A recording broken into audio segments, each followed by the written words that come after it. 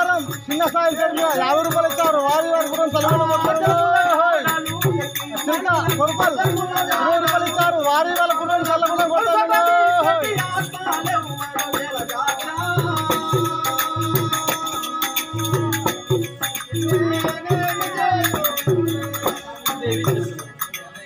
అతనికి నీళ్లు తీసుకొచ్చి పట్టు స్వామి అంటున్నాము. ఈ అరణ్యంలో ఎవరు ఇస్తారు, ఏం చేస్తారు, ఏం చేయాలి? తప్పకుండా అతనికి మనం మాటిచ్చాము.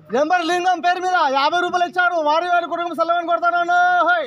ఆ మునీశ్వరుడికి మా కొడుకు కన్నా ఎక్కువ చూసుకుంటాము, మా కన్న బిడ్డ కన్నా ఎక్కువ చూస్తామని చెప్పేసి ముందు మాటిచ్చాము స్వామి. తప్పకుండా ఎక్కడి నుంచైనా జలము తీసుకొచ్చినట్టయితే ఆ యొక్క పచ్చడంతా తీసుకొని నేను నా కొడుకు కుమారుడికి ఇలా తీసుకుంటాను. ఇతని కూడా దాహం తీస్తాను స్వామి. ఎప్పుడు స్వామి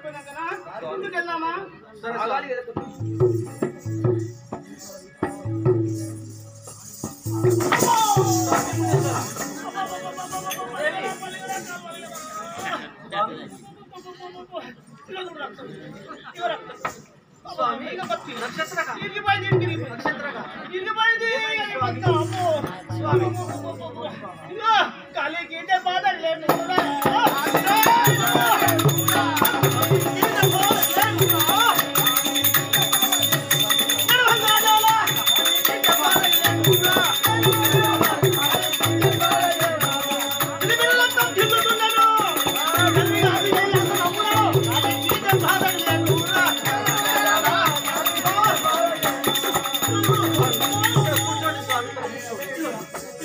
బొంగరం పోషా పేరు మీద 50 రూపాయలు ఇస్తారు. వారి వాళ్ళ కుటుంబం చల్లగా కొడతారు. ఈ కాలికి అరణ్యంలో మాత్రము తువ్వలు ఎలా ఉంటాయి? కట్లు, చెట్లు, రాళ్ళు, రప్పలు అవి చూసుకుంటున్నాడు స్వామి. ఏం చూసుకుంటున్నాడు స్వామి?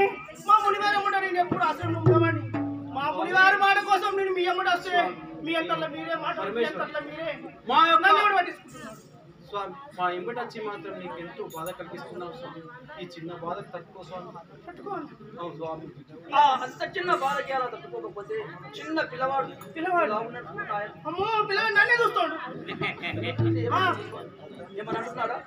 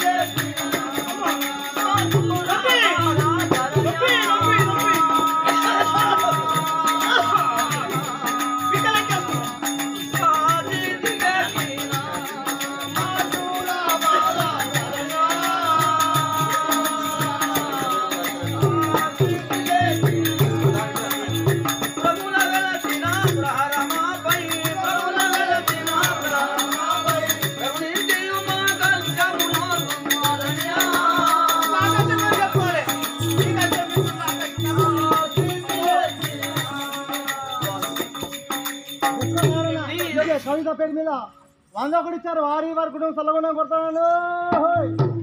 ఆ యొక్క మేము ఎల్లప్పుడూ నమ్ముకున్న కులదేవత ఎవరంటే మశూరపాద. ఆ మశూరపాద నమ్ముకొని కూడా నీకు తప్పకుండా నీ రుణం నీకు తీస్తాము స్వామి. కొంచెం ఓపిక పట్టండి నాయన. నీ దాహము, నీ అన్నము నెంబర్ పేరు మీద 50 రూపాయలు ఇచ్చారు. వారి వారి కుటుంబం చల్లగా.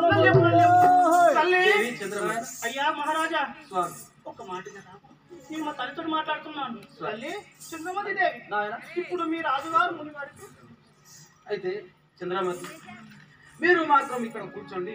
నేను వెళ్ళి మాత్రం ఇక్కడ జలమును మేము తీసుకొని వస్తాను.